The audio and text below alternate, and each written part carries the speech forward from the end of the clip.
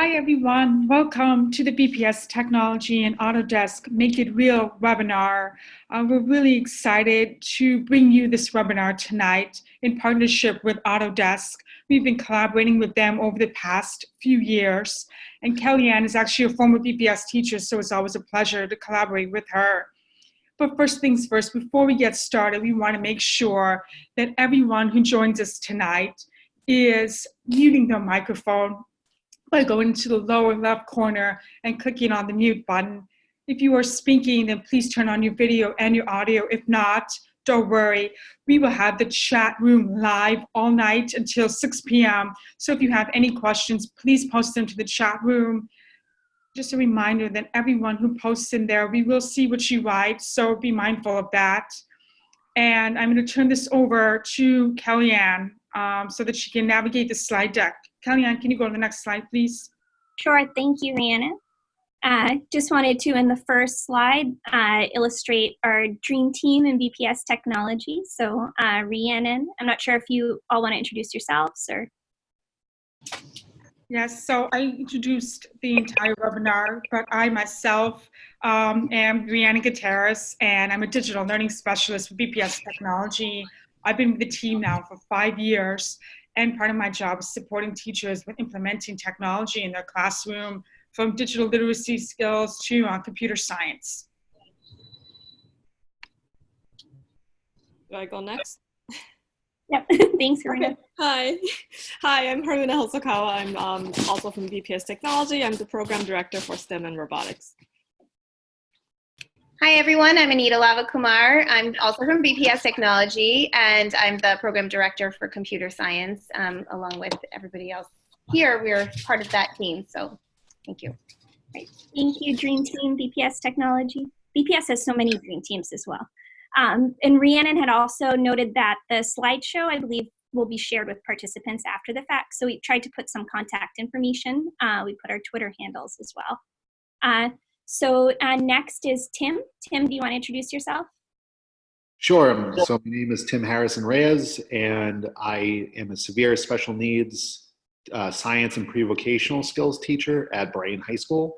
I also teach app development. This is the first time I'm doing it this year. And I created the makerspace here at Brighton. Awesome. Thank you, Tim. And as Rhiannon had said, my name is Kellyanne Mahoney. I'm a youth program specialist at Autodesk, where I've been, this is my 3rd year at Autodesk, but I had been a teacher in the Boston Public Schools for 13 years. And also I'm a BPS alumna as well. Fun fact. And as Rhiannon had noticed, so we're going to be, Tim is here. He's going to be talking about the work that he's done at Brighton High School. He didn't say, I don't know if he said that he was the winner of the Make It Real contest, or his school was last year. But just wanted to reiterate that if anyone has questions throughout our presentation today, that you can use the chat, and the dream team at BPS Technology will be on there answering the chat as well. Next is Sam. Sam, did you want to introduce yourself? Hi, my name is Sam. I'm a former instructor with EFA, Excellence for All initiative with Boston Public Schools. And we launched Make It, as well as Future of Construction with Autodesk, Mass Robotics, and Suffolk Construction with Harvard Kent 5th grade. Awesome, thank you, Sam. And Pignon? Hi, I'm Pagnon. I teach at Boston International High School. We're very fortunate to be the first winners for the Make It Real contest, and it's really been awesome. Awesome, thank you. And thank you all for joining this webinar today. We really appreciate it. So what we hope that you'll take away from this webinar is to think about how you might apply design thinking methods to a real world challenge. This year we restructured the contest so that it's more student-centered and that students would be completing design challenges. So we'll talk a little bit more about that. To think about how with your students you can practice design and technical skills in a fun and nurturing environment. Also thinking about integrating an entrepreneurial mindset in your teaching, and also just to learn more about how your students can compete to earn awesome makerspace prizes for your school through the Make It Real contest. So our agenda today is I'm just going to provide a little bit of a Tinkercad overview. If you're not familiar with Tinkercad, it's our free, easy-to-use, web-based 3D design tool that is part of the Make It Real challenges this year. Also, Tim and Pignon are going to be talking about how the makerspaces that they won through the contest have helped democratize learning and made an impact at their schools. And then we'll also hear from Sam, who this year, before he went back to industry with his engineering background, how he worked with the students at the Harvard-Kent School to implement this year's design challenge with his class. And we want to make sure that we save some time at the end for questions and answers and discussions. There is a wealth of talent on this webinar today, including some of the participants as well. So we just want to make sure that everyone has a chance to ask questions or discuss what we're presenting. So just to begin, so how can I get started with Tinkercad and the Make It Real challenge? If you're not familiar with Tinkercad, again, it's our free, it's part of the Autodesk family. It's a free, easy to use, web-based application that you can use and your students can use to take an idea from their minds and bring it to reality. So this is what Tinkercad looks like. When you get on the landing page, Tinkercad has 3 environments. You probably, for this challenge, you're going to be mostly using, especially if you're new to Tinkercad, our original 3D editor, but also just wanted to let you know that there is also an electronics environment where you can simulate circuits. Arduino is also built into it as well. And we also have our 3rd newest environment, with it, which is Code Blocks, which uses the same blocks that you would use in Scratch in order to make 3-dimensional designs. So just really quickly, this is what Tinkercad looks like. And as you can see, you're just dragging and dropping shapes onto the work plane, combining the shapes, using holes to make more complex shapes. And ultimately, you could send whatever you design in Tinkercad to be 3D printed. But one thing that we also want to reiterate today is that even if you don't have a 3D printer or don't have one yet, your students can still design things 3-dimensionally that have value, even if it's just digitally and not in real life. So this is just what the circuits environment looks like. This is what the Code Blocks environment looks like, which is particularly for high school students, if they're new to 3D design, it's a cool way into parametric modeling as well, just in the way that it's the students would be designing. Just also wanted to let teachers know that Tinkercad is fully integrated with Google Classroom, and it's also part of the Chromebook App Hub. Also, just in terms of thinking about, so all of the design challenges that we created for this contest are, we wanted to think about how you could teach science or teach math and align with standards at the same time that you're teaching design. Also, Tinkercad, you can use it in order to integrate the ISTE standards, so the International Standards for Technology Education, into your designing with students as well. So just to give you some inspiration and some examples, so your students could be innovative designers through thinking about how they could solve real-world problems through using 3D design. So an example would be the Brookwood School, which is a school in the North Shore in Massachusetts, where students actually they have a community problem bank where members of the school community and even some of the elders in their community who are at a senior center that they work with submit problems that students can use Tinkercad to solve the problems. Here's an example. So there's a student who's in the first, or had been in the first grade, he's probably in the 3rd grade now, who has a limb difference, and the students in his class used Tinkercad in order to design prosthetics for him so he could more fully engage in classroom activities. Another example is New View, the school in Cambridge, partnered with Bajika, which is a design studio in Boston, in order to do this cool project where you could engage your students as knowledge constructors. So this is a really cool way of how they work together to have their students actually do research on different heroes in their communities. So from different neighborhoods in Boston. So there's a research component to it. There's a civic engagement component. There's also a narrative component to this project, because the students then chose a hero from a particular neighborhood, and the students still designed electronic wearable devices for those heroes that could express their superpowers in some way. So this is actually an example of a woman who's a butterfly researcher from Jamaica Plain, and they designed these cool butterfly wings for her that actually fluttered every time she sensed a microaggression from someone in her field. This is just another example of how students can, you can use a multimedia approach to creating through using Tinkercad. So this student was actually super interested in crafting materials. So you can see how she took her idea, designed it in Tinkercad, 3D printed it, and then integrated circuits and other media in order to make this cool water fountain. Your students can demonstrate their computational thinking through using Tinkercad. So this, again, is just another example of the code blocks environment and really gives you a sense of the very complex designs that you can make. This is a teacher in California, and the GIF isn't showing right now, but I can describe it to you. he's a math teacher in California, and his students actually do these very intricate 2D designs that he laser cut. Oh, there it is. It's showing now. So teaching math through 3D design and computational thinking, and then making something cool out of it. Your students can also use Tinkercad as a communication tool as well. So these are just some examples of projects that I know students typically do in elementary school that have been adapted in order to have the students create something digitally. So this is a diorama and a geometry city.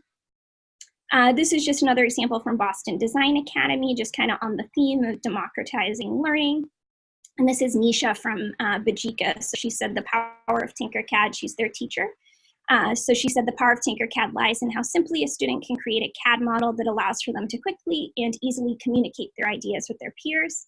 When we use Tinkercad, we democratize our classroom to allow innovative solutions to rise. So I just really love that quote. And she's just talking about the value of Tinkercad to her students. So getting into the design challenges. So the Make It Real contest is a contest that we've run for 3 years. For the past 2 years, because BPS is so awesome, we've had grand prize winners from the Boston Public Schools. This year we changed the contest so that in the past it had been more of a pitch video. So if you have participated in the contest before, the structure of the contest is a little bit different this year. You will be working with your students on design challenges and then submitting examples of their work. So these are the 3 design challenges. We also have, when you go to the website for the contest, which I'll show you in a moment, you'll see that James Devlin from the New England Patriots is our spokesperson this year. So we've always had a Patriots spokesperson for the contest, and James Devlin has been an excellent partner to work with because he also has a background in mechanical engineering. So he got a mechanical engineering degree from Brown University before he joined the New England Patriots. So you can see his video on the website. So how do you find the contest? So this is our Making Starts Here webpage.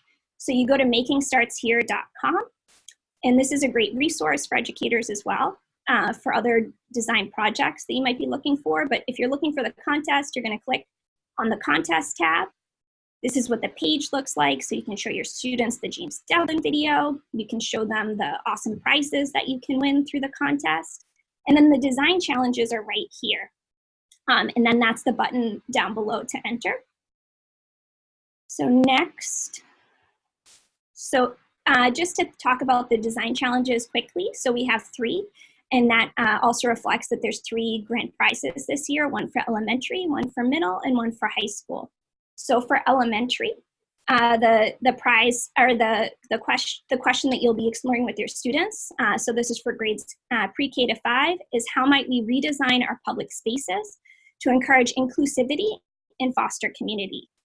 For grades 6 through 8 is our middle school challenge, and that's the Make It Green challenge. The question is, how might we use design to address climate change? And then for high school, our challenge has to do with affordable housing. So for grades 9 through 12, it's how might we use design to address affordable housing, disaster relief, and/or equitable access to resources. So in coming up with these design challenges, I went out and talked to different groups that work with BPS and also BPS teachers to try to come up with challenges that you might already be doing, or doing challenges that align with stuff that you might already be doing in your classroom. So hopefully these resonate with you. This is so if you are elementary, this is where you find the design challenge. You click on a link and it'll take you to Instructables, which is also part of the Autodesk family, which is a website where you can find step-by-step instructions for how to do things, including how to facilitate these design challenges. So you see there's lots of resources there that are linked. There's also examples of different like do now activities that you could do with students to lead into it. There's also inspirational links of other organizations that are doing stuff. So the Make for Everyone challenge has to do with inclusivity and accessibility.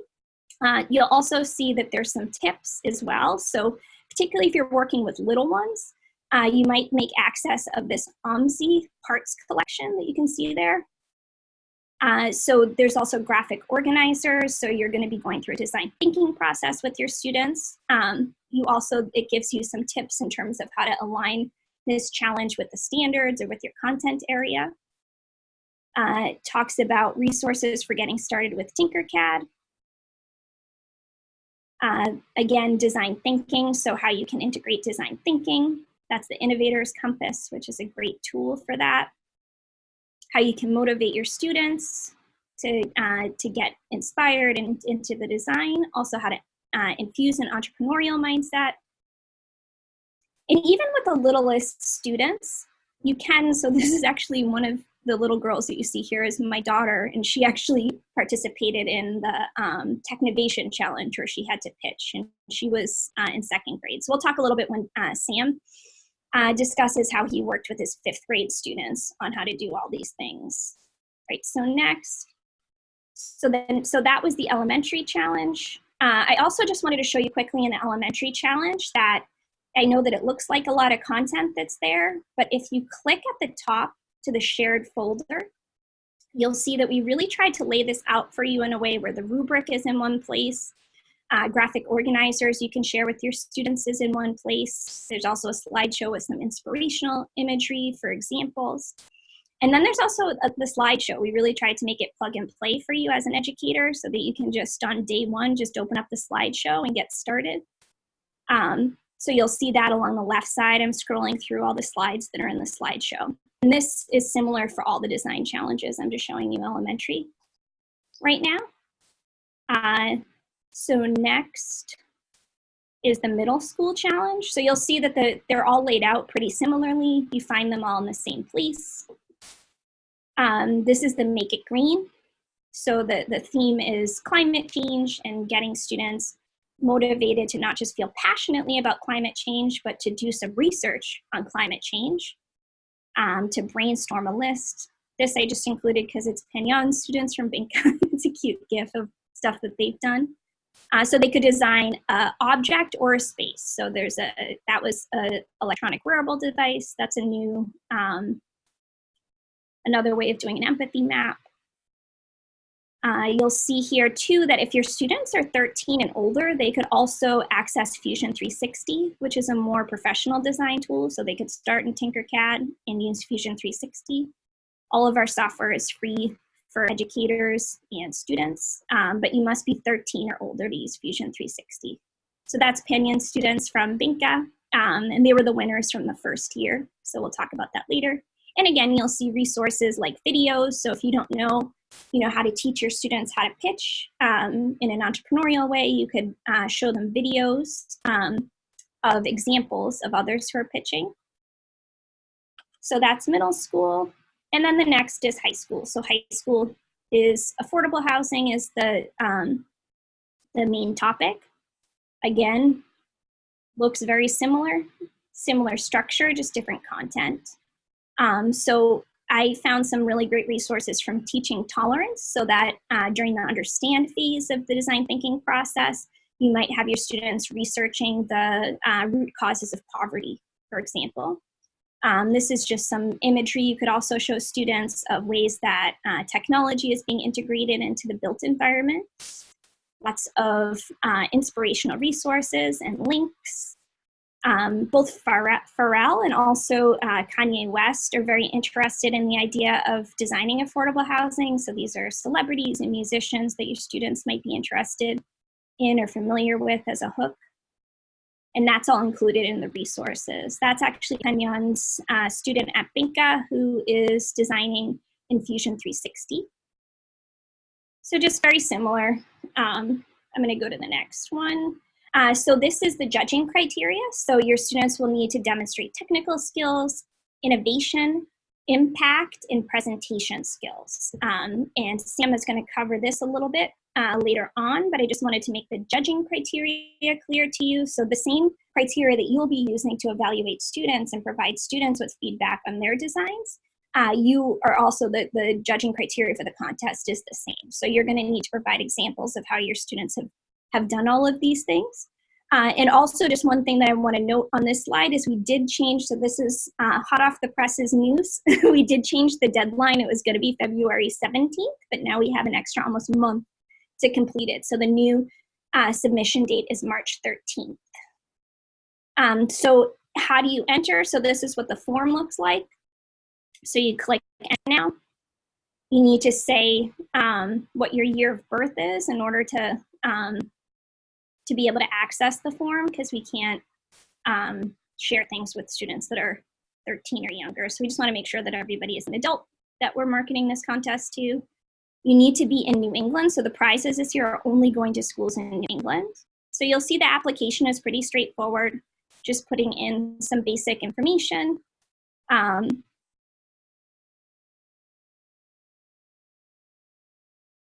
So the grade level, and then here is where you're just going to be providing like 250 words or so, or 300 words about how your students demonstrated technical skills, innovation, impact, and also presentation.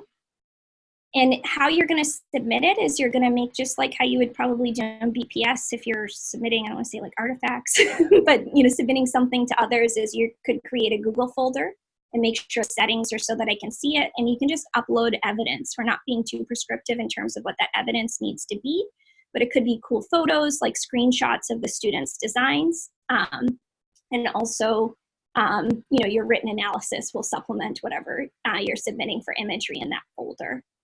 So that's the contest. These are the prizes. So 3 prize packages this year. So elementary, middle, and high school. The main difference is high school gets a laser cutter. We've heard from elementary school teachers that they're not super interested in laser cutters. So we supplemented that with Chromebooks for middle and high school. So middle and elementary school are the prize packages are the same. High school has a laser cutter, but no Chromebooks. So great prize packages. It's, I think, close to like $30,000 in prizes in total. So it's a nice prize package for the school that wins. All right, so moving on to the next section is we're going to be talking about how can a makerspace democratize learning and make an impact at your school. So we talked about the cool prizes, and now we're going to hear from some educators who won the cool prizes. And we're going to start with Tim. So I'm going to mute myself right now, I think. Anyways. Hi. Tim, so as you could see, like I work with severe special needs. I have students that have intellectual disabilities. So, going really in depth with, certain content is not very accessible to them.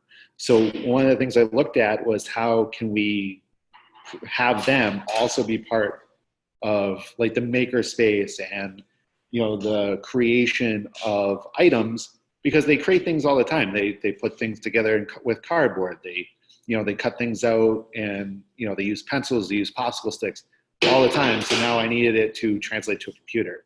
So can you go to the next slide? So one of the things that I worked with GE in the Fab Lab to actually have my students make their own building. To try to turned up.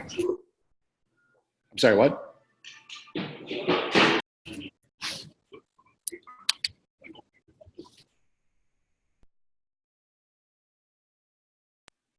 Sorry, that was the custodian. So I actually had students create their own house, and it could be anything based on the research that they did, but they were looking for what is the most structurally sound object that they can, shape that they can make that just reflects water. So in terms of a triangle, and like the triangle, obviously the water comes right off. So what they would do is actually make it in Tinkercad, and then literally less than 3 hours later, within the Fab Lab with the 3D printers, we actually printed all of their houses.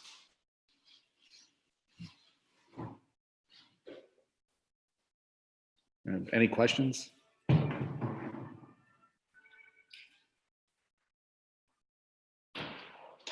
Okay.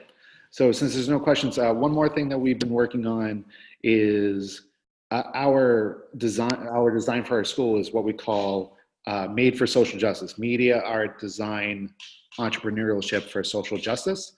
So next slide, please.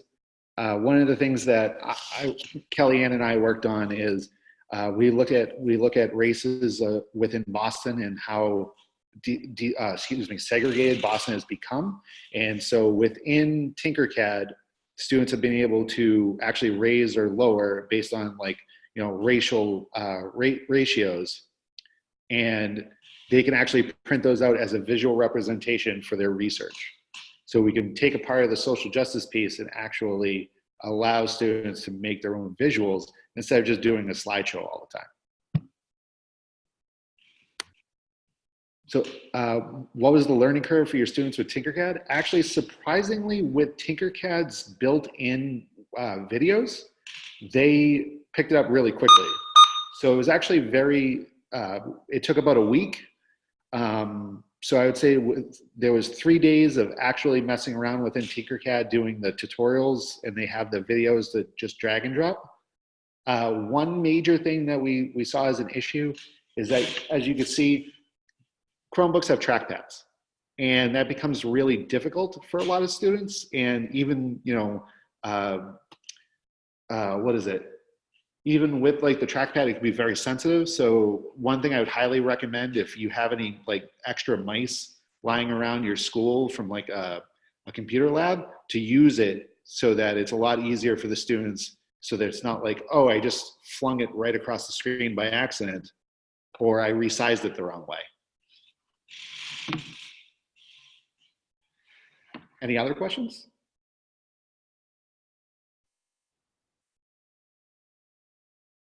Yeah, Tinkercad is actually very easy to use. I think with the externship, I learned it in about 2 days to do all the basics.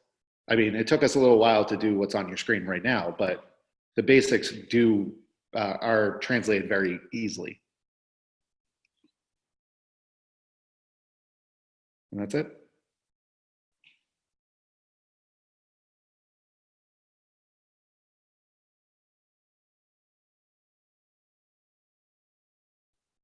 Kellyanne, you have to unmute your microphone.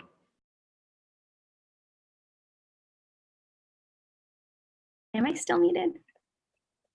Oh, no, I'm not muted. But yeah, so Tim participated in our teacher externship program for the past, or that we posted for the past 3 years. So happy to answer questions about that as well. Thank you. So next up is Penyon Tassi. Hi, I think I'm gonna sue Kellyanne for copyright protections because I think I was using Make It Real before the contest happened. I think I kind of approached every single situation with let's make it real. Whatever it is that you see a problem with, let's make it real. And kind of I think once students kind of take initiative and ownership of something, then it can become really cool. Matter of fact, this picture that you're seeing was taken, I think, at 7 o'clock at night, as the students were just couldn't send them home because they wanted to work on it. And started with the idea of we don't have enough board space for writing, and one thing led to another, to kind of create a surface that was cool but at the same time had a purpose.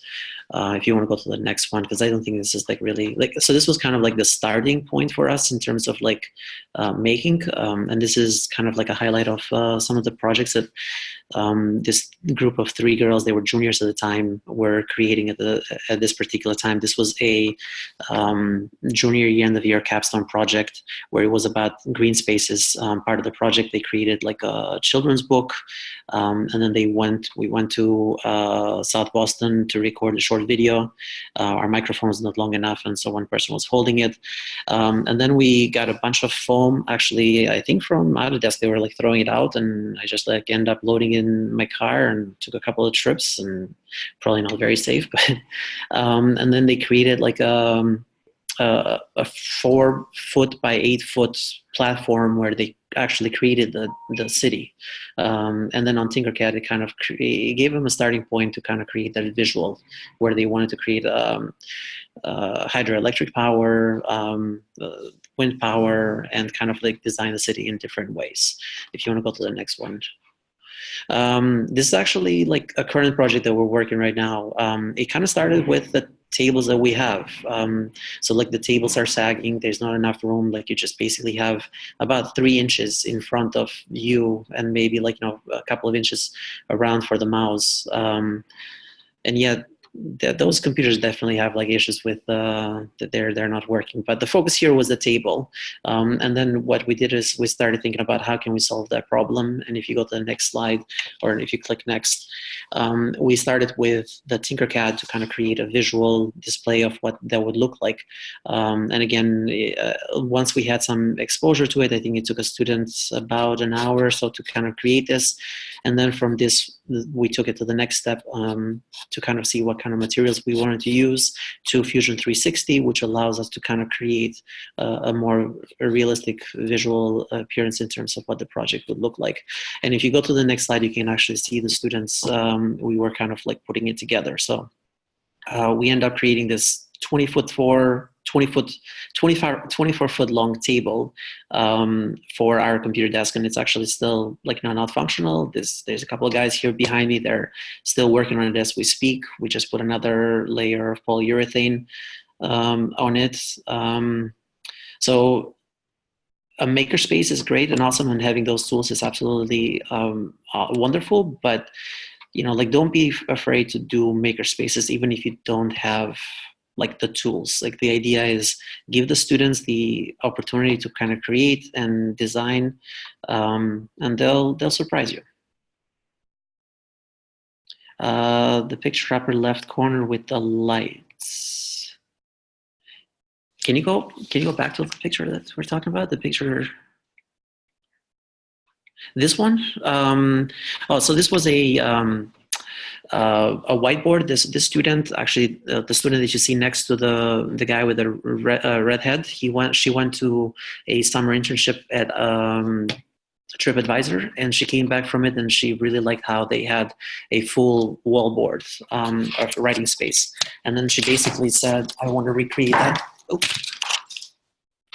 I want to recreate that in our classroom." So what we did is kind of recreate it. So behind me, you can actually see the board. And this is a long board that kind of created with plexiglass and LED lights in the bottom. So the LED lights allow you to kind of set up like kind of the either the mood or the atmosphere, or also use it as a visual cue. For example, you can say like a red light means we're taking a quiz or test and not talking. Green light means let's have a discussion, conversation. I know it looks like, I know what it doesn't have anything to do with Tinkercad. So that's why I'm saying this was designed before the Make It Real. It was just like, you know, they had like a problem in the classroom that they wanted to solve, and I wanted to support them in either way. I teach computer science and English as second language, mostly now computer science, starting from 9th graders, but all of our students are students that come from different countries.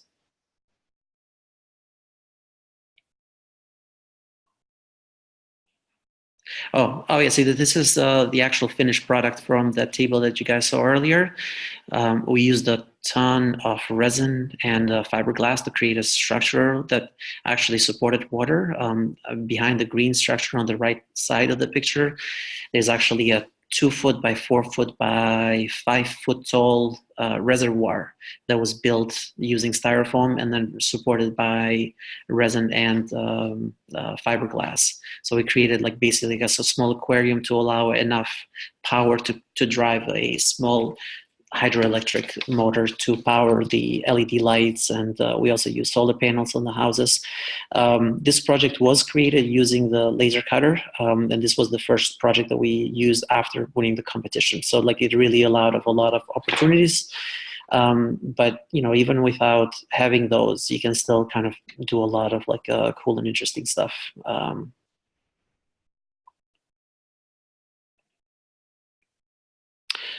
This was created by juniors last year. I gave them the challenge to redesign their classroom. They came up with some interesting and cool ideas in terms of like how to redesign from this oval like table that kind of allowed multiple people to collaborate together to, so we took it from the design of like, let's design one table to like really enjoying and liking working with it, that they came after school and continued working on it, to kind of like expand it to like, how do I redesign the classroom itself using that particular design table.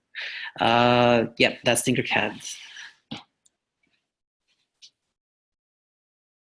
Any questions? I'm currently in the classroom, so if you want to see anything that you've seen here, I can kind of like show you as well. Some of it is not.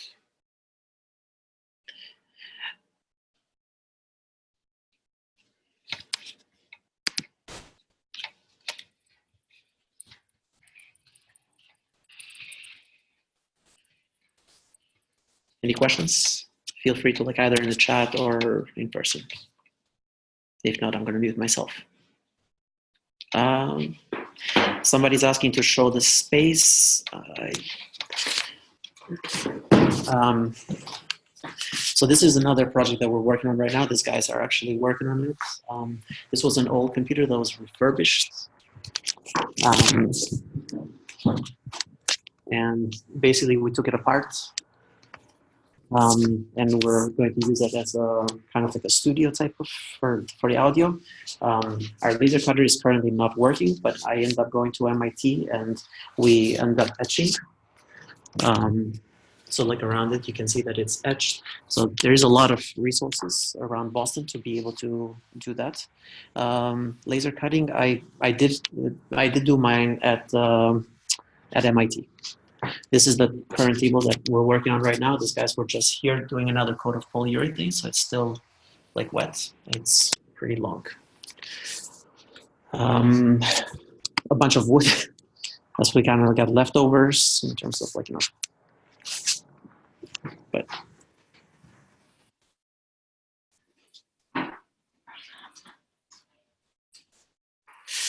We went to MIT for a professional development, myself and Charlotte and a couple of other people from Boston Public Schools, but they seem to be pretty welcoming for other people.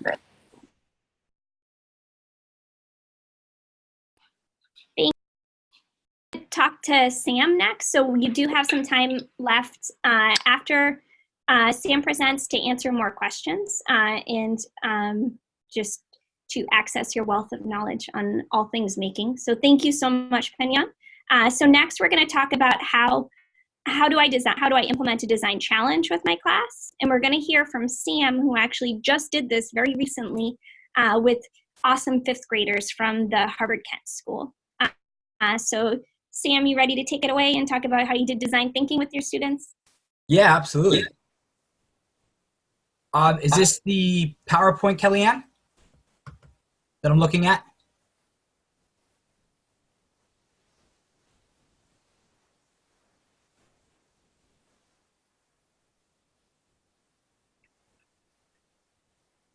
Oops, am I not? Yeah, you can see my screen right now, right? Okay, yes. Okay, there we go. Yeah, so we, so EFA, one of the schools EFA is in is at Harvard Kent Elementary. We took the fifth grade class where we teach an enrichment class for Lego robotics. And the idea came from Kellyanne and Charlie and the EFA team, along with Ava Mitchell, to incorporate the future of construction. So students were able to actually go on a few field trips and explore their designs in depth. So how this kind of came about and how we started was with the Make It Real contest. And we followed exactly what Kellyanne put together. And I've seen some of the comments. And you don't need to be an engineer, you don't need to be a designer. And it went very smoothly, just following Kellyanne's format. Presenting the slides to the students and encourage them to develop an empathy map. And this empathy map we went through and had the students kind of think about what it felt like to be made fun of or felt to be excluded from something, or to do something as simple as going into their cafeteria and say how lousy the food was and how miserable they were to be in the cafeteria to eat lunch, and what it was like, what could it be different? How would that be different? And we dove deep into that. And the outcome for that was significantly successful. And what had happened was these students just jumped right on Tinkercad. We had 12 students total that participated in this, and outside of 2 of them, all of them just dove right into Tinkercad without any lessons, and they created these amazing structures that really came to life of what they were thinking in their head. So the slide that you're looking at right now, we were at actually Autodesk, where we worked with Taylor from Boston Site of Architects, and we dove deeper into their empathy maps that they recently designed at their schools. And then we said, what could this look like in the digital world? And this is where they got to explore further into Tinkercad and using Tinkercad's different libraries such as OSMI, and kind of manipulate these objects in different three-dimensional spaces. Here we're at Suffolk Construction. They have a VR lab. The students were able to take their designs that they've been working very, very hard on. I believe this is the 3rd week. They meet twice a week for 45 minutes. So they got some time to play. And then when we went there, they got to actually put in VR headsets and take a tour in their the designs that they created in Tinkercad, so they could feel, what it was that they were creating. Did it meet their design thought when they were designing on their empathy maps? We had guest speakers at Suffolk Construction come in and help them kind of talk about what it was that they were designing. And we found after the 3rd field trip that creating this kind of safe learning environment for the students to, get out of the classroom, to create relationships and see what it was in the real world, how actual engineers and designers and architects work with each other. They got to experience that. And from that, we saw these amazing designs start to come to life, and these students really being able not to so much shy back from it and say, I don't know, or I'm not sure. They just went right into it. So it was a really, it was good for me too to see kind of what a 5th grader can achieve, rather than thinking that, what could a 5th grader achieve?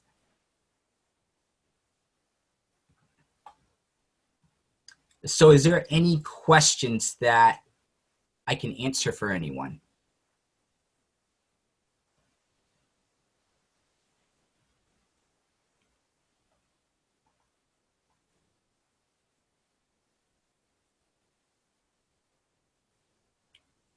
I see from Mr. Harrison, yeah, it's I think not to be afraid about kind of diving into this is really the key here, is to look at what Kellyanne's put together, and as an instructor, as a teacher, to do your due diligence, do your homework, and look into it, read about it, understand what a value proposition means, what it means to design think, and go to the makerspace yourself. And feel what it's like to jump on a computer, program something, create something in the fabrication shop, understand G-code if you're in a 3D printer and a laser cutter, and then be able to really kind of give this to the students where they can just skyrocket straight to the top. Awesome. Thank you, Sam. And I think that we want to just kind of have a more loose, at least it looks like we have about 10 minutes left to just kind of open it up for discussion. So Rhiannon, are you there? Okay, so thank you so much to everyone for your fabulous presentations. We actually have a very active chat room as well, lots of great questions in there. Just a reminder, this will be a public chat, so we want to be mindful about what we share in there. But people are asking questions about community partners and contacts, like Microsoft Garage, local makerspaces, and the MIT Egerton Center. And these are all fabulous resources if you want to tap into them to go in for field trips or to utilize some of their resources. And I know that there were also some questions in there about access to 3D printers in BPS. I don't know if I have those exact numbers. Haruna, do you know how many we have? Is it hard to know at this point? Yeah, a lot of schools got it on their own, so we have no idea how many are out there. There's been times when we'll walk into school and like, oh, you have a 3D printer, great. But yeah, the prices are coming down, and they're definitely, we're finding more and more of them in schools. But you don't need to have them for this particular contest. It's more the design process and not necessarily the printing component that's important. So. I also know that there are a lot of partnerships between schools with different kinds of experiments and products and designs that people want to 3D print. For example, there's been some connections made between members of the BPS Assistive Technology Department who work with students with visual impairments to actually work with some of our students at our high schools to have some of these items 3D printed. So if you have an idea and you want to actually print something, please get in touch. We'd be happy to find those resources for you, also as additional inspiration. But like Haruna said, you don't necessarily need to have all these tools to be able to make something awesome. I mean, Pandion started from nothing, and now you have all these resources because you took the leap to just get more and more each time. Can I just say something really quick? The first time is definitely the hardest. And then the students get to see what other students built, and they always want to improve and do better on top of that. So even though, again, some of the stuff that we're doing, you can't really use laser cutter, 3D printer, and stuff like that. So just try different things. Again, don't be afraid. I know it's difficult to say, don't be afraid.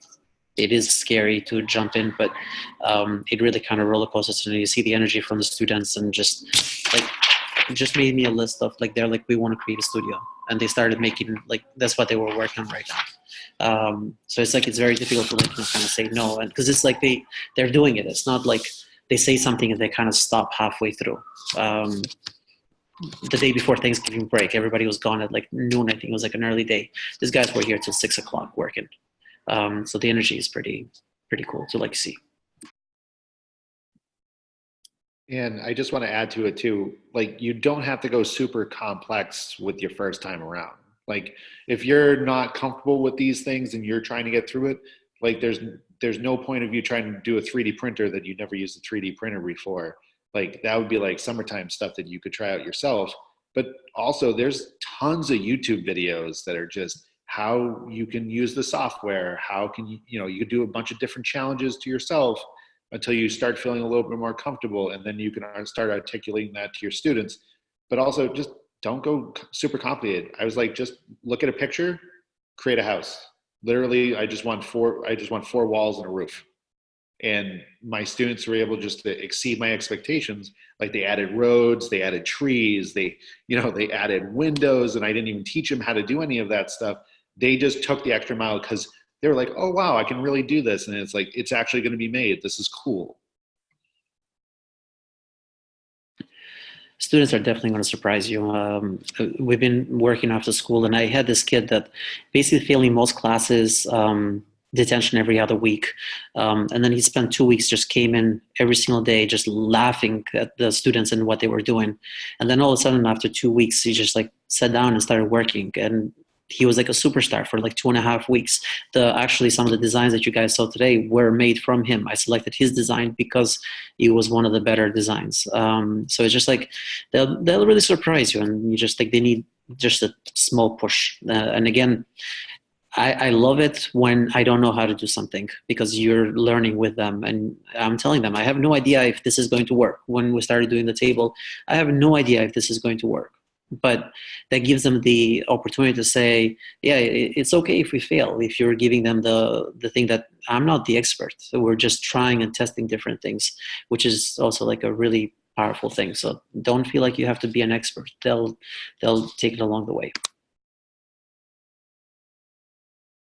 I'd like to add something to that. You're absolutely right. Failure through success is the key. Teaching these students kind of how to fail is much better than just having them think they're going to fail. So they fail and they're like, I don't get this. Why is this? And they start to get frustrating, and then take them a step aside and saying, hey, look what you just did. And then they skyrocket. They just go off and they start creating these crazy things because they've ripped the Band-Aid off. They've already seen, hey, look, like I can do this. This is hard, but I can do it. And they surpass their peers, and then that energy starts to develop, and everyone's in it to win it, and it's pretty cool to see. Awesome. I just want to say thank you to the three of you for helping present this and to talk about your journeys with students and what you're able to do. So I just want to say thank you. I know Rhiannon was going to try to wrap up soon, but I just want to make sure that I want to let you guys know that you're appreciated, and it's so nice to see you guys. Yes, absolutely. It's so important that we elevate our teachers and students' voices. And as you know, I think all of them have given you an open invitation to ask them questions and probably also to visit the classrooms. And I want you to know that Kellyanne, Huna, Anita, and myself are all here as resources for you in terms of any existing webinars or things that have been made using Tinkercad or other design tools. We are happy to share those with you. And a quick note as well, everything that we discussed today will be shared with you. You'll have a copy of this recording as well as the transcript and the slide deck with links in it. And I know that there are 3 really compelling challenges that Kellyanne has posted for elementary, middle, and high school. So please check those out in your respective grades. And if you have any questions, you know where to contact us. So that's it for me. And is everyone else good? I just want to say thank you to everybody that participated and to reiterate that we're here to help. So thank you. Take care. Have a good night.